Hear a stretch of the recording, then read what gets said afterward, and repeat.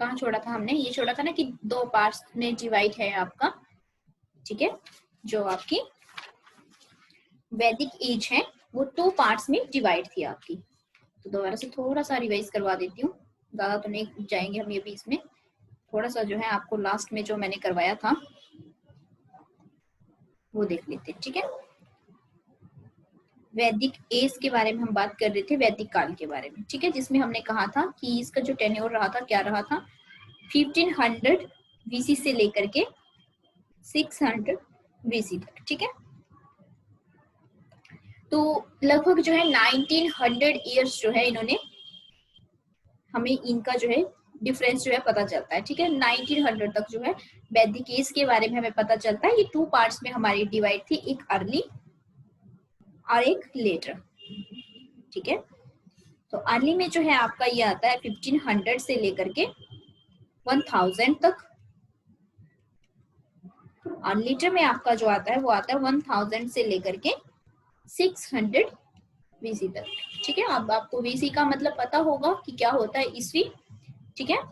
आप जो सुबह जो करवाए थे वो बहुत इंपॉर्टेंट है, वीसी और वीसीई जो है वो क्या है, ठीक है। सीई क्या है, एडी क्या होता है, तो ये बहुत इंपॉर्टेंट है, इनको छोड़ना मत, आप स्किप मत करना।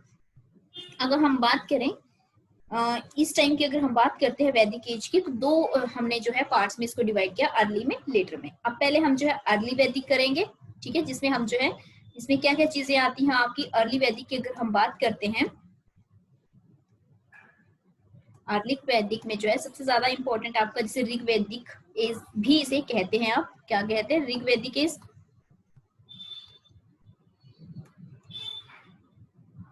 ऋग्वैदिक एज क्यों कहते हैं, क्योंकि इस समय जो है, इस दौरान जो है वेद की स्थापना की गई थी, ठीक है, वेदों की स्थापना की गई थी। वेद वेद के बारे में देखते हैं, वेदास जो है वो आपके क्या होते हैं, इसको हम जो है ऋचा मीन श्रुति, श्रुति गति में है ना, श्रुति इसका मतलब है सुनने योग्य, ठीक है, सुनने योग्य थे जो, मतलब यानी कि ये किसी के द्वारा जो है रिटर्न में नहीं मिले हमें, बल्कि किसी के द्वारा जो है सुनाई गई चीजें हैं, ठीक है। हम अपना वीडियो जो है ऑफ कर लो।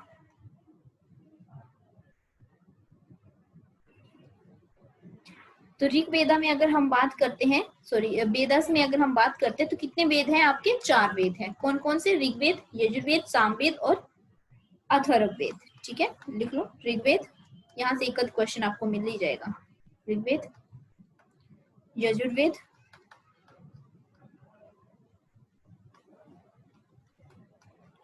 सामवेद। लिखना तो क्या है, ये लिखा तो आपने सबने पहले हुआ ही है, ठीक है, रिवीजन ही है ये। लास्ट वाला कौन सा है आपका, तो ये है अथर्ववेद आपका।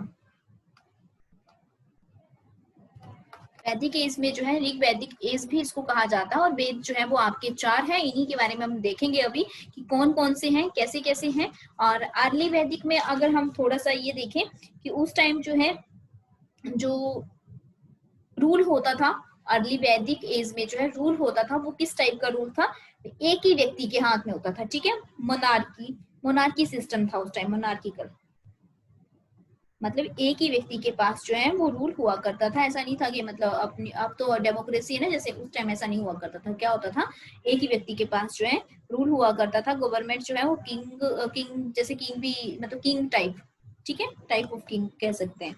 और जो सोशल ग्रुपिंग होती थी उनको हम क्या कहते थे, कुल कहते थे, ठीक है।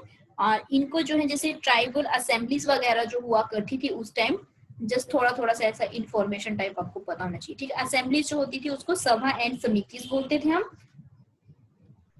और उस टाइम के जो लोग थे वो पूजा जो करते थे वो किस चीज की करते थे, अर्थ हो गया जैसे आपकी, ठीक है, नेचुरल चीजों की, अर्थ होगी, फायर होगी, आग होगी, विंड होगी, हवा, वायु जिसे आप कहते हैं, रेन होगी, ठीक है।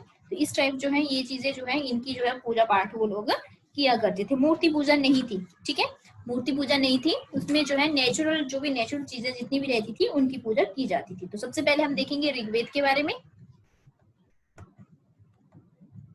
ऋग्वेद के बारे में देखेंगे।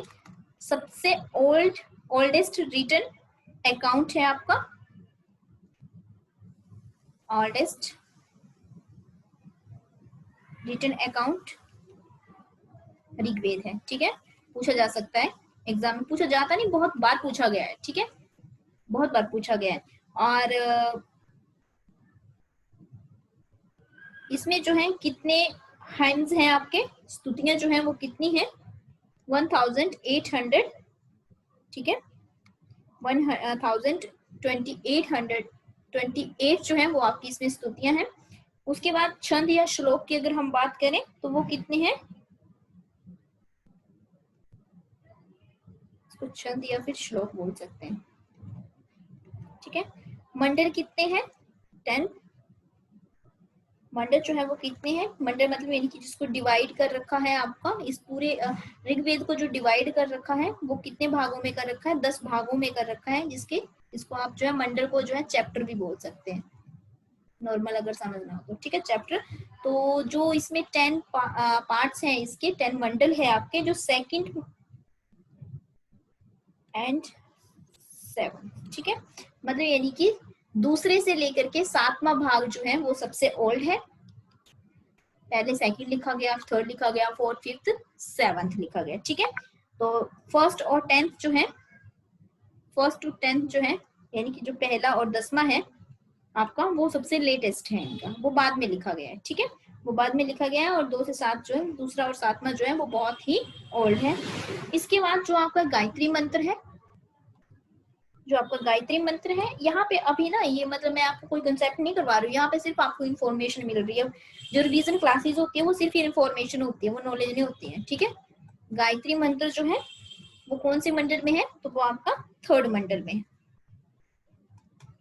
3rd मंडल में आपका गायत्री मंत्र है, जिसमें जो है सूर्य की अर्चना के लिए जाना जाता है, ठीक है। गायत्री मंत्र में क्या है, सूर्य की स्तुति की गई है ना, सन से रिलेटेड, ठीक है, सूर्य अर्चना के लिए पूछा जा सकता है कि गायत्री मंत्र जो है वो रिलेटेड इससे है। इसके बाद नेक्स्ट इसमें आपका जो है सेकंड जो आता है वो कौन सा आता है, यजुर्वेद। सेकंड वेद जो आता है वो है आपका यजुर्वेद।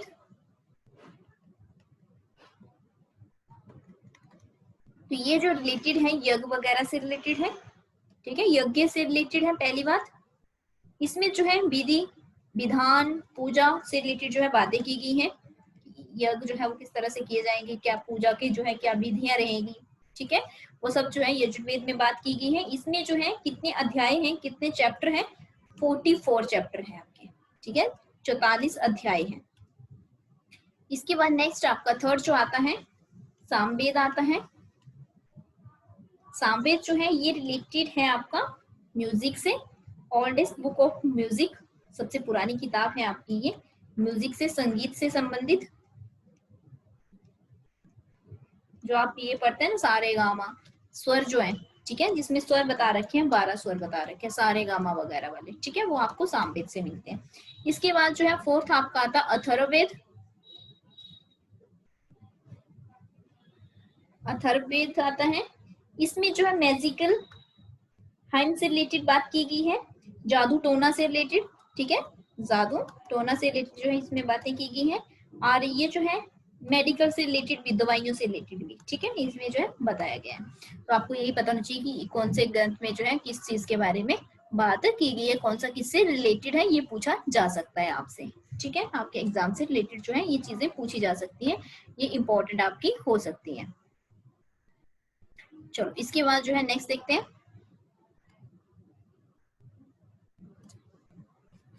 नेक्स्ट मैंने आपको लेटर वैदिक एज कहा था, लेटर वैदिक एज, लेटर वैदिक एज एक ऐसी एज थी जिसमें जो है ना वर्ण सिस्टम शुरू हुआ था, ठीक है, वर्ण सिस्टम जो है वो इसी में शुरू हुआ था। वर्ण सिस्टम में क्या है, वर्ण सिस्टम में जो है इंसान को 4 भागों में डिवाइड कर दिया, ठीक है, 4 भागों में बांट दिया था। इसमें फर्स्ट थे ब्राह्मण, फिर क्षत्रिय, फिर वैश्य, फिर शूद्र, ठीक है, 4 पार्ट्स में जो है कब बांटा गया था, लेटर वैदिक एज में वन सिस्टम आया था। अब यहाँ पे एक इंपॉर्टेंट बात पता क्या है, यहाँ पे इंपॉर्टेंट बात ये है कि ये जो वन सिस्टम जो शुरू हुआ था वैदिक एज में, उसमें जो ये चार डिवाइड किए गए थे, चार पार्ट्स बनाए गए थे, तो इसका जो बेस रखा गया था वो क्या रखा गया था, आधार जो रखा गया था वो था ऑक्यूपेशन, मतलब जो आप जो है काम कर रहे हैं, ऑक्यूपेशन जो है वो रखा गया था। ठीक है, अब जो है अब क्या है, अब तो कास्ट सिस्टम टाइप कर दिया गया है। ठीक है, लेकिन पहले उस टाइम ऐसा नहीं था, उस टाइम जो था वो ऑक्यूपेशन के अकॉर्डिंग था, आपके काम के आधार पे। ठीक है, जो जैसे जो फर्स्ट वाला ब्राह्मण में उनको रख दिया जाता था जो प्रीस्ट वगैरह होते थे या फिर टीचर्स वगैरह जो होते थे। ठीक है, फिर सेकंड में क्षत्रिय में जो है उनको रख दिया जाता था जो किंग और वेरियर होते वो क्षत्रिय बोल देते थे उनको, जो एग्रीकल्चर करते थे और मर्चेंट्स का वर्क करते थे वो वैश्य में आ जाते थे। ठीक है, जो लेबर वर्क करते थे उस टाइम उसको शूद्रा में काउंट कर देते थे। तो मतलब ऑक्यूपेशन जो है वो उसी के आधार पे जो है डिवाइड किया गया था।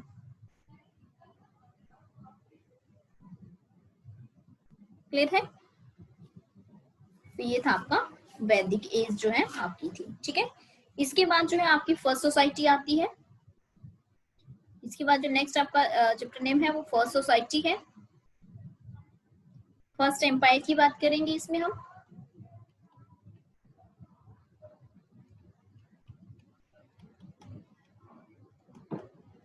फर्स्ट एम्पायर, तो जैसे आपको पता है कि जो वैदिक एज थी उसमें मेन ऑक्यूपेशन जो था लोगों का वो क्या था, वैदिक एज में जो है मेन ऑक्यूपेशन जो था वो क्या था, एग्रीकल्चर थी। ठीक है, कृषि थी आपका, कृषि जो है कृषि आधारित था। अब जो कृषि आधारित थी तो उस टाइम क्या होता था, कृषि आधारित जो थी उसमें क्या होते थे, भूपालन होता होगा। ठीक है, भूमि पे काम किया जाता था ना, लैंड पे काम किया जाता था। तो मान लो कि इस तरह से जो है कुछ खेत होते हैं आपके। ठीक है, इस तरह से जो है उस टाइम खेत हुआ करते थे, जैसे ए बी सी डी। ठीक है, ये है फर्स्ट, सेकंड है ई एफ जी एच, और ये है सेकंड। इसी तरह से जो है आगे भी ऐसे होते होंगे, वो थर्ड। ठीक है, जब अगर हम बात करें ए की, सिंपल अगर एक खेत की अगर हम बात करते हैं, ए खेत है आपका। ठीक है, ए जो है वो आपका खेत है, बी भी आपका अलग खेत है, सी आपका अलग खेत है, एफ अपना अलग है। अगर हम अलग अलग बात करते हैं तो वो जो होते हैं वो आपके क्या होते हैं, राज्य होते थे उस टाइम के, जनपद होते थे। क्या बोलते थे इनको हम, जनपद बोलते थे। ठीक है, जनपद बोलते थे इनको। और जब हम इन सभी की मिलाकर के बात करते थे, सभी खेतों की मिलाकर के जो पूरी भूमि की बात करते थे तो उसको हम महाजन पद कहते थे। क्या कहते थे, महाजन पद। ठीक है, तो जिस तरह से इंडिया जो है क्या है, एक सब कंटिनेंट्स है ना। अब कंटिनेंट्स तो एशिया है आपका, एशिया जो है क्या है आपका, महाद्वीप है। ठीक है, एशिया जो है कंटिनेंट है। अब इंडिया जो है एशिया में क्या आता है, सब कंटिनेंट्स है, यानी कि उप महाद्वीप है। उसी तरह से क्या होते थे, यहाँ जो छोटे छोटे जो खेत थे ये राज्य होते थे, जनपद होते थे। राज्य को जो है हम जनपद कहते थे उस समय। और जो सब मिलाकर के जब बनते थे आपके जितने भी खेत थे उनको हम महाजनपद कहते थे। तो आई होप कि आपको जो है महाजनपद होते क्या है वो समझ आ गए होंगे। अब महाजनपद की अगर हम बात करते हैं तो कितने थे, तो इनको जो है हम षोडश महाजनपद कहते हैं, यानी कि 16 थे। ठीक है, कितने थे, 16 थे आपके। हाँ, अब इनका जो उल्लेख हमें मिलता है वो कहाँ पे मिलता है, किसमें हमें इसके बारे में जो है पता चलता है, तो ये हमें मिलता है अंगुत्तर निकाय में। अंगुत्तर निकाय में जो है हमें इसके बारे में पता चलता है। ठीक है, इसको लिख लो, अंगुत्तर निकाय में जो है हमें पता चला है 16 महाजन पद के बारे में। अब जो 16 महाजन पद थे ये कौन कौन थे, कौन कौन से थे,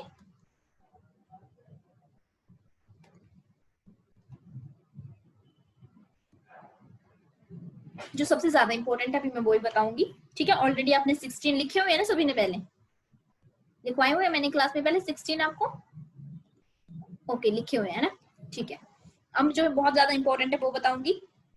मगध, मगध जो है जो सबसे ज्यादा क्या था, पावरफुल था। ठीक है, क्या था, पावरफुल था, सेकंड है ये। ठीक है, इसके बाद जो है गंधार था। गंधार जो जाना जाता है, गंधार कहाँ पे, पाकिस्तान में। ठीक है, पता होना चाहिए गंधार जो है वो आपका कहाँ पे है, सॉरी अफगानिस्तान में है ना, अफगानिस्तान में, ये बहुत इंपॉर्टेंट था। इसके बाद बज्जी है, बज्जी भी बहुत ज्यादा इंपॉर्टेंट था। अर्ली रिपब्लिक था ये, क्या था? Early Republic. रिपब्लिक क्या होता है? गणतंत्र, ठीक है। और गणतंत्र का मतलब क्या है? जहाँ पे लोगों के द्वारा इलेक्ट करके लोग आते हैं, ठीक है, इलेक्शन के थ्रू जो काम किया जाता है। तो बज्जी और मगध और गंधार जो है ये तीनों बहुत ज्यादा इंपॉर्टेंट है। अच्छा, आपको जो है इनकी कैपिटल भी पता होनी चाहिए पहली बार, इनकी कैपिटल जो है एक एक बार देख लेना, ठीक है। सबसे पहले हम बात करेंगे मगध एम्पायर के बारे में। मगध एम्पायर देख लेते हैं। मगध एम्पायर का जो टाइम पीरियड था 600 बीसी से लेकर के 25 बीसी तक था, ठीक है। यहाँ पे अगर हम बात करें इंडस वैली सिविलाइजेशन हमने देखी थी 2500 से शुरू हुई थी, ठीक है। वैदिक एज जो हमने देखी वो देखी हमने 1500 से स्टार्ट हुई। मगध जो शुरू हुआ आपका कब हुआ? दोबारा से एक बार रिवाइज करवा रही हूँ मैं यहाँ पे। मगध 600 से, ठीक है। और कब तक चला? 25 बीसी तक, काफी टाइम तक, ठीक है, लंबे अरसे तक जो है ये चलता रहा। कितने? 575 ईयर्स तक जो है मगध का ही जो है राज रहा है।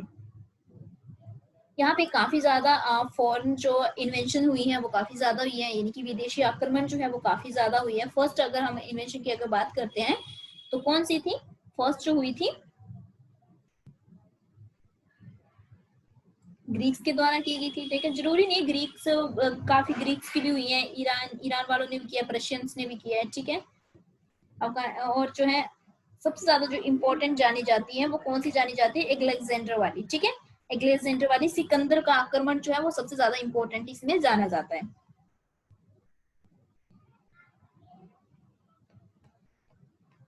अच्छा, जो नए वाले स्टूडेंट होंगे उनको तो पता नहीं चल रहा होना कि क्या करवा रहे हैं, तो ये ना पहले सारा करवा दिया हुआ बहुत अच्छे तरीके से, एक एक बहुत दिन लगा करके, 2-3 महीने लगा करके ये करवाया हुआ है। अब सिर्फ रिवीजन हो रही है इनकी।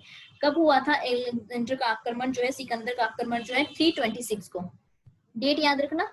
एचपी टेट में जो है ज्यादातर डेट भी पूछ ली जाती है, ठीक है। उनको कुछ और मिलता नहीं है तो वो उठा करके डेट ही पूछ लेते हैं, ये वाला आक्रमण कब हुआ है। तो सिकंदर का जो आक्रमण हुआ, एलेक्जेंडर इन्वेंशन जो हुई है वो 326 बिफोर क्राइस्ट में जो है हुई है, ठीक है। अब किसके साथ हुआ था इसका वॉर? किसके साथ हुआ था? बताओ कोई, नॉर्मल से ऐसे बताओ किसी को अगर तो। और कौन सी रिवर के पास हुआ था? हाँ, पोरस के साथ हुआ था, ठीक है। किसके साथ हुआ था? एलेक्जेंडर का जो बार हुआ था वो पोरस के साथ हुआ था।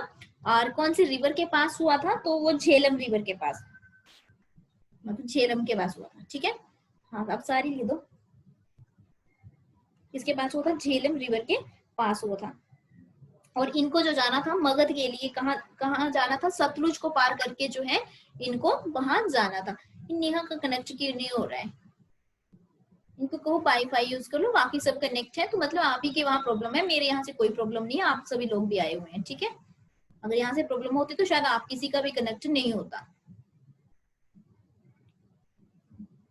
लिख दो इनको ग्रुप में कि सभी जो है बच्चे अटेंड कर रहे हैं, तो शायद आपके सिग्नल प्रॉब्लम हो सकती है, नेटवर्क प्रॉब्लम हो सकती है। तो झेलम के पास जो है ये रहा करते थे, और यहाँ से जो है इनको क्या करना था? मगध तक जाने के लिए जो है सतलुज को पार करना था, ठीक है। और इसमें जो है कौन जीता, कौन था विनर, कौन रहा था इसमें? बताओ। ये तो मुझे लगता है आपसे पूछना चाहिए था मुझे इस बार, मुझे करवाना नहीं चाहिए था रिवीजन, बल्कि आपसे 2 एमसीक्यूज पूछने चाहिए थे मुझे ढंग से। या आपने अब तक क्या पढ़ा है?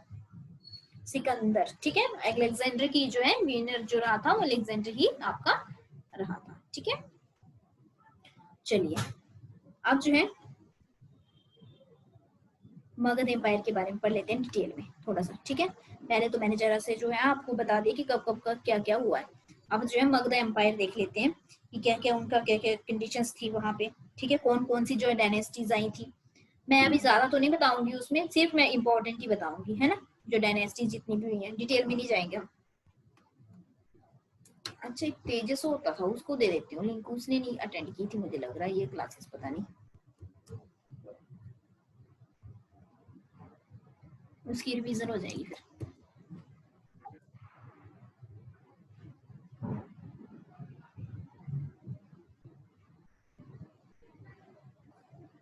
यार आजकल ये जो क्लासेस हो रही है ना आपकी, ये मैं इनको यूट्यूब में भी डाल रही हूँ रिवीजन वाले को, ठीक है, बाकी क्लासेस को नहीं डाल रही हूँ, सिर्फ रिवीजन वाली को डाल रही हूँ। तो जिनको नहीं हो रही है ना कनेक्ट, वो वहां जाकर के देख सकते हैं बाद में क्लास को। सिर्फ 6 दिन के लिए जो था उसमें ये जो आपकी 6 डेज की जो रिवीजन थी वही डालेंगे उसमें, ठीक है। देखो अब जो मगध एम्पायर मैंने आपको कहा 600 से लेकर के 25 बीसी तक रहा है, ठीक है, कितने 575 ईयर तक। इसमें जो है सबसे ज्यादा जो हमें इम्पोर्टेंट जो डायनेस्टी मिलती है कौन सी, मौर्य डायनेस्टी। शुरुआत होती है आपकी मौर्य डायनेस्टी से, यानी कि मौर्य वंश, ठीक है। इनका जो राज था 321 से लेकर के 185 तक रहा था, ठीक है। 321 से लेकर के 185 तक जो है इन्होंने राज किया है। इनकी जो कैपिटल होती थी, कैपिटल जो थी आपकी मौर्य डायनेस्टी की जो कैपिटल थी वो कहाँ थी, राजगृह में, ठीक है। इनकी जो राजधानी है वो कहाँ पे है, राजगृह में थी। और जो अच्छा ये बहुत टाइम तक रहे हैं ना, 321 से लेकर के 185 तक जो है इनका राज रहा है। अब सबसे ज्यादा राज जो है शायद मौर्य डायनेस्टी ने ही किया है मगध एम्पायर की अगर हम बात करते हैं तो, ठीक है। मगध साम्राज्य में सबसे ज्यादा जो राज किया है वो किसने किया, मौर्य वंश ने किया है। और इसकी वजह क्या थी, देखो इनकी जो कैपिटल थी, इनकी जो राजधानी थी वो राजगृह में थी। और राजगृह एक ऐसा एरिया था, देखो इस तरह से जो है कुछ मान सकते हैं हम इंडिया, ठीक है, इंडिया मान सकते हैं। अब जो राजगृह था आपका यहाँ करके है ना, सॉरी मगध जो था वो यहाँ करके है। अब जो मगध था वो तीनों तरफ से जो है, एक तो हिल से सराउंडेड था, ठीक है, हिल्स थी उसमें, ठीक है, काफी ज्यादा हिल्स थी, स्टोन थे, मतलब पत्थर हो गए, पहाड़ियां होगी, इन सब चीजों से घिरा हुआ था। तो इजिली जो है लोग यहाँ तक नहीं पहुंच पाते थे इस पे आक्रमण करने के लिए। तो ये भी एक जो है कारण हो सकता है उसका काफी टाइम तक राज करने का, ठीक है।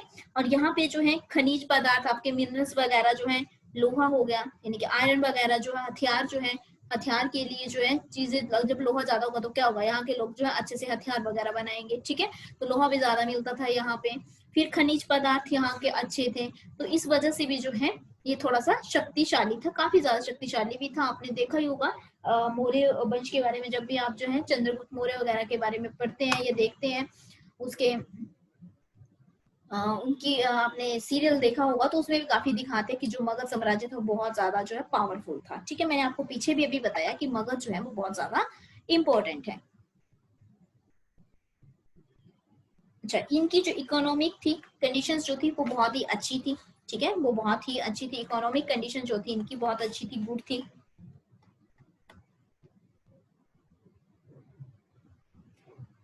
इसके बाद जो है कौन कौन सी डायनेस्टी हुई है मगध एम्पायर में वो देख लेते हैं। उसको आप याद रखने का एक ट्रिक है, हसीना मशुका आप याद रखेंगे। शब्द है एक हसीना मशुका, तो इससे जो है आप याद रख सकते हैं कौन कौन सी डायनेस्टीज हुई है। देखो ह से आपका आ गया हयंक, ठीक है, राजा जो हुए हैं हयंक। कौन थे इस डायनेस्टी के राजा, हयंक डायनेस्टी के राजा कौन थे, बिम्सार, बिम्सार, ठीक है। फिर स से है आपका शिशुनाग डायनेस्टी, शिशुनाग डायनेस्टी। और इसमें जो आपके जो किंग हुए हैं वो कौन हुए हैं, शिशुनाग ही हुए हैं, ठीक है, शिशुनाग ही हुए हैं। न से जो है वो है आपकी नालंदा, नालंदा डायनेस्टी। इसमें जो हुए हैं राजा जो हुए हैं वो हुए हैं महापद्मनंदा, ठीक है, महापद्मनंदा। तो हसीना का आपको समझ आ गया होगा। ह से आपका बना हयंक डायनेस्टी, ठीक है, स से आपका शिशुनाग डायनेस्टी, न से आपका नालंदा, नालंदा जो भी थी नालंदा डायनेस्टी, ठीक है। तो ये तीन डायनेस्टी जो है, और इनके जो कौन मेन जो है किंग थे जिसने इनकी जो स्थापना की है, एस्टेब्लिश किया था इनको, वो बिम्सार, शिशुनाग और महापद्मनाभ। अब मशुका है, म से जो है आपका वो है मौर्य डायनेस्टी आपकी, जो हमने ऊपर देख ली अभी कि सबसे इंपॉर्टेंट। श से जो है वो है आपका शुंग वंश, ठीक है, शुंगा डायनेस्टी जिसे आप कह सकते हैं। फिर क से जो है आपकी वो है कौन सी थी, क से कौन सी है, कौन सी डायनेस्टी बताओ, क्या लिखा है आपने, पहले क्या लिखवाया मैंने आपको?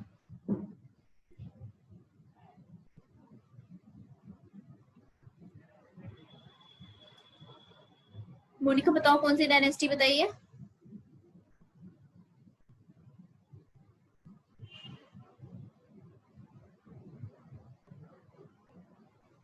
किसी को पता हो, क से कौन सी डायनेस्टी थी, कौन सा वंश है? कनिष्क वंश?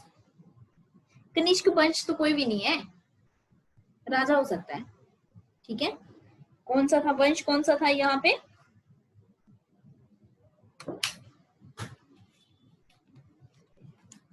किसी को पता हो, जिनको पहले लिखवा रखे हैं?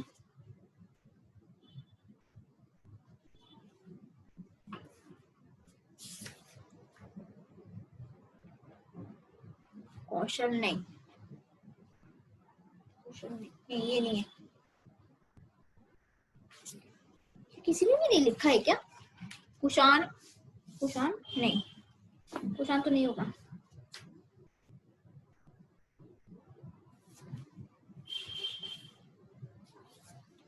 पता नहीं, जब लिखाते हैं ना तो आप कहाँ होते हैं, समझ नहीं जाता मुझे।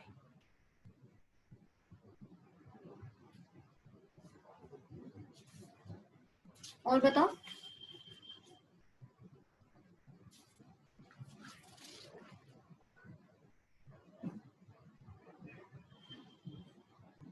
कनवा डायनेस्टी, ठीक है, कौन सी थी? कनवा डायनेस्टी थी। अब ना अगली बार के लिए ना याद रखना, मतलब गैस नहीं लगाना है, ठीक है? कनवा डायनेस्टी।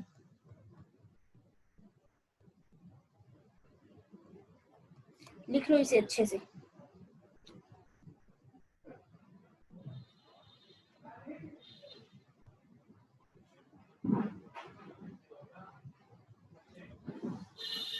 क्लियर है ये?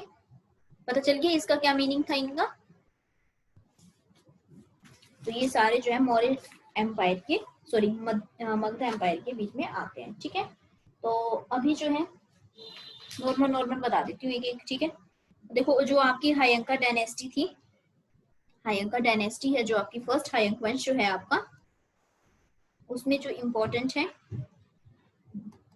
अच्छा ये तो बहुत डीपली हो जाएगा, नहीं तो खत्म ही नहीं हो पाएगी हमारी हिस्ट्री तो। हायंक डायनेस्टी में जो है, किसने इसकी स्थापना की थी? बिम्बिसार ने, ठीक है, बिम्बिसार ने। और इनका जो बेटा था, उन्होंने क्या किया था, उनको मार करके जो है खुद फिर वो सिंहासन पर बैठ गया था, ठीक है? बेटे का नाम था अजात शत्रु। इसमें इस डायनेस्टी में कौन कौन आते हैं, मेन मेन वो लिख लो पहले, ठीक है? अजात शत्रु, कितने राजा इसमें रहे हैं? जो बिम्बिसार थे आपके, वो फॉलो करते थे बौद्ध धर्म को, ठीक है? बुद्धिज्म को जो है वो फॉलो करते थे। मैं बोल ही देती हूँ, ज्यादा लिखूंगी तो शायद टाइम ज्यादा लग जाएगा, है ना? बुद्धिज्म को जो है वो फॉलो करते थे। इनकी जो राजधानी थी, राजधानी जो इनकी थी वो कहाँ थी? राजगीर, ठीक है? राजगीर जो है इनकी कैपिटल थी। और इनके बेटे ने जो है इनकी जो है क्या कर दिया था, उनको मार दिया था, अपने फादर को, और फिर जो है खुद जो है सिंहासन पर बैठ गया था, ठीक है? और इनके बेटे के टाइम में ही, अजात शत्रु के टाइम में जो है फर्स्ट बौद्ध सभा हुई थी आपकी, फर्स्ट बुद्धिज्म काउंसिल जो हुई थी आपकी, वो कहाँ हुई थी? उन्होंने फर्स्ट टाइम जो है फर्स्ट बुद्धिज्म काउंसिल को जो है संबोधित किया था। अभी आगे देखेंगे हम, दो तीन जो है इकट्ठी करवा दूंगी वहां पे आगे की फर्स्ट कहाँ पे हुई थी, कहाँ पे हुई थी? राजगीर में हुई थी, ठीक है? जहाँ पे इनकी राजधानी राजगीर। ये क्वेश्चन आ सकता है, फर्स्ट बुद्धिज्म काउंसिल जो है वो कौन से राजा के टाइम में हुई है? फर्स्ट बुद्धिस्ट काउंसिल, ठीक है? तो राजा थे आपके अजात शत्रु, कहाँ पे हुई है? राजगीर में हुई है। सेकंड लिख लो, सेकंड बुद्धिस्ट काउंसिल जो है वो किसके टाइम में हुई है? कालाशोक के टाइम में। राजा का नाम है कालाशोक, और कहाँ पे हुई है? वैशाली में, ठीक है? इसके बाद थर्ड है, तीसरी बौद्ध सभा जो ये बौद्ध संगीति जो हुई है आपकी, बुद्धिस्ट काउंसिल जो हुई है वो किसके टाइम में हुई है? अशोक के टाइम में। कहाँ पे हुई है? पाटलिपुत्र में। देख लेंगे आगे जब भी आएगा, ठीक है। कहाँ पे हुई है? पाटलिपुत्र में हुई होगी मे भी। ये बहुत इंपॉर्टेंट है, यहाँ से एक आध क्वेश्चन बन सकता है आपका। 99.9% है, यहाँ से क्वेश्चन बन सकता है। अच्छा, उसके बाद जो है आपके हयंक डायनेस्टी में जो आते हैं उदायीन आते हैं, उदायीन राजा आते हैं, ठीक है। और इन्होंने क्या किया था? राजधानी को शिफ्ट किया था। जो राजधानी थी उसको शिफ्ट करके जो है कहाँ ले गए थे? पाटलिपुत्र ले गए थे, पटना जिसको प्रेजेंट में हम बोलते हैं, ठीक है। पाटलिपुत्र ले गए थे, पहले राजगृह होती थी, उसके बाद जो है अजात शत्रु के बाद जो उदायीन आए। और ये भी किसका? ये अजात शत्रु का बेटा था। और इन्होंने जो है पाटलिपुत्र जो है ये वहां पे ले गए राजधानी को, ठीक है। इसके बाद जो है सेकंड जो है शिशुनाग डायनेस्टी आई आपकी, मतलब फर्स्ट डायनेस्टी अब आपकी खत्म हो चुकी है। अब सेकंड जो है शिशुनाग डायनेस्टी है आपकी, जिसकी राजधानी जो थी कहाँ थी? शिफ्ट करके जो है वो वैशाली ले गए थे, ठीक है। इन्होंने भी शिफ्ट की थी राजधानी को, कहाँ ले गए थे? वैशाली। शिशुनाग ने की थी इसकी स्थापना, ठीक है। इसके बाद जो है कालाशोक राजा आते हैं। कालाशोक इनकी जो है इनके टाइम पीरियड में क्या हुआ? कालाशोक के टाइम पीरियड में सेकंड बुद्धिस्ट काउंसिल हुई है, ठीक है। कहाँ पे हुई थी? कहाँ पे हुई है? वैशाली में हुई है, ठीक है। वैशाली में अभी लिखी थी मैंने आपको पीछे। और इनकी जो कैपिटल थी, कालाशोक ने जो है कैपिटल जो है पाटलिपुत्रा कर दी थी दोबारा से, ठीक है। वैशाली से उठा करके फिर से उन्होंने जो है उसको कर दिया था पाटलिपुत्र को वापस ले गए थे। अभी जो मैं बोल रही हूँ उस पर ध्यान दो, लिखने पे ध्यान दूंगी तो शायद जो है बहुत सी चीजें छूट जाएंगी और इतना नहीं लिख पाऊंगी, जितना लिखने में फिर टाइम वेस्ट हो जाएगा। इसलिए जो है जो मैं बोल रही हूँ, जो आपने पहले लिखा हुआ है उसको जो है अच्छे से रिवाइज कर लो, ठीक है, रिवीजन कर लो इसकी। इसके बाद है थर्ड हमारी नंदा डायनेस्टी थी। नंदा डायनेस्टी में जो है जो आपका नंदा वंश था, अच्छा, किसने किया था इसको स्थापित? महापद्म नंद ने, ठीक है। पद्म नंद ने। और इन्होंने क्या किया था? ये वाला जो था महापद्म नंद जो थे, इन्होंने जो है नंदा डायनेस्टी की जैसे ही स्थापना की थी, तो इसको जो है first historical empire of India भी जाना जाता है, ठीक है। और कालाशोक की इन्होंने हत्या कर दी थी। और जो है इसके बाद इनका जो है और हमें इम्पोर्टेंट क्या मिलता है, इसके बाद सेकंड आते हैं इसमें धनानंद हमारे, ठीक है। कौन आते हैं इसमें? धनानंद। इनका रोल बहुत इंपॉर्टेंट है। क्यों इंपॉर्टेंट है धनानंद? सबसे ज्यादा इंपॉर्टेंट तो इसलिए कि चाणक्य को इंसल्ट करके इन्होंने निकाला था, ठीक है। चाणक्य जो बहुत ही फेमस है, चाणक्य के बारे में भी देखेंगे हम, ठीक है। चाणक्य जो बहुत ज्यादा इंपॉर्टेंट है, इन्होंने क्या किया था? धनानंद ने इन्होंने क्या किया था? चाणक्य को इंसल्ट किया था।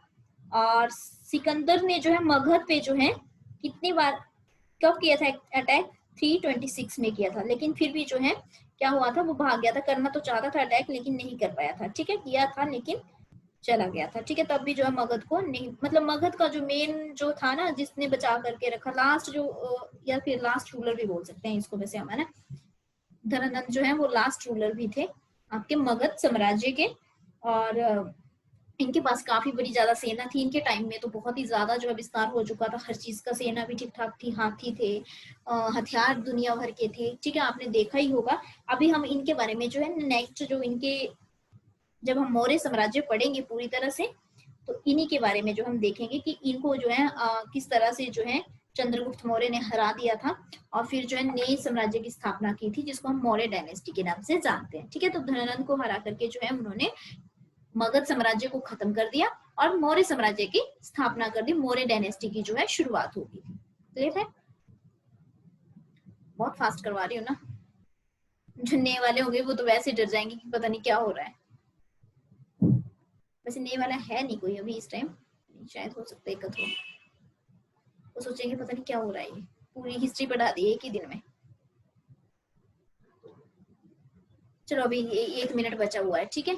1 मिनट बचा हुआ है, इतना ही कराएंगे आज, ठीक है। हाँ मनीषा है नहीं, चलो एक ही दिन में करवा दिया मैंने सब कुछ। रिवीजन ऐसी होती है।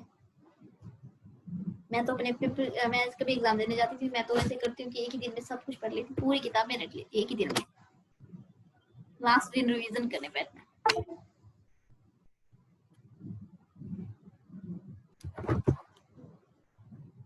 ये जो लास्ट वाली रिवीजन होती है ना, ये बड़ी इंपॉर्टेंट होती है। यही याद रहता है, बाकी कुछ याद नहीं रहता पेपर में।